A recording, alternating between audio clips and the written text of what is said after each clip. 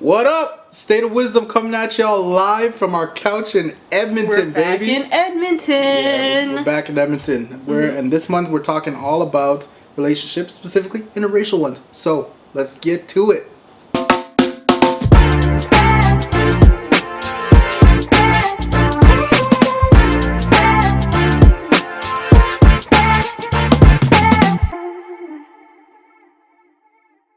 So interracial relationships, if you haven't noticed, we are in one. Yeah. Surprise. I know, right? I'm Asian, he's black. And I think right out the gate, we noticed a couple of things that our culture, like the differences, it just highlighted it. So what was the first thing for you? Probably the first thing would have to be the family ties. Filipinos roll deep, bro. Deep. Like, for everything. For nothing. It's crazy. Like that really caught me off guard because I'm more accustomed to kind of like, see my family, like the broader family, Once a year. every couple times a year, times a year. But for them, it's like every weekend. Damn, man, every weekend. So when I first started bringing Angel around a lot more and bringing him to these gatherings almost every weekend, like he was just super overwhelmed. Yeah. So one way that we dealt with it was if he needed a breather, he was able to go do that. He'll go in the corner, just collect himself, like recharge. And I learned not to get annoyed by that and respect that in those instances, it was a lot. He's not used to it and he just needed his space. Yep. And I find that we still do that from time to time. He does not come around to like every gathering and I've learned to respect that.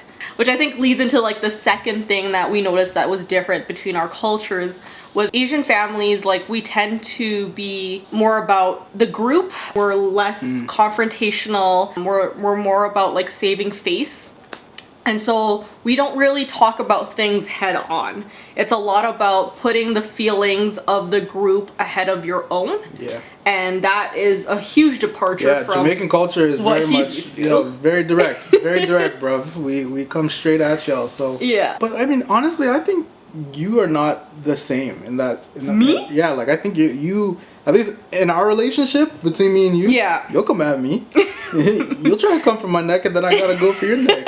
But like, so I don't know that it's. I think that's a true statement, generally speaking. Yeah, and I think it's not so much like just between us, but like how we deal with our respective families. Like understanding like that's the communication style, that's where they're coming from. Yeah. And so there were some times where like when we first started dating, I remember Andra would be like, yo, why hasn't anybody grilled me? Or like, why hasn't anybody asked me the hard questions yet? And I'm like, that's not how we roll. Like, yeah, my family, whenever any of the cousins would bring someone around, we're ready to cook them. So it's a different style of communication for sure. Yeah, and I think being aware of that has helped us navigate different situations, and different conversations with like our family and our extended family. For sure. So yeah, so all month we're just gonna be talking about our experiences being in an interracial relationship. We're not 100% sure yet exactly what we're talking about every week. We'll figure it out. Well, you'll figure it out when we figure it out. We'll get it. As we always say, what do we say at the end of the video, Strello? Please subscribe below.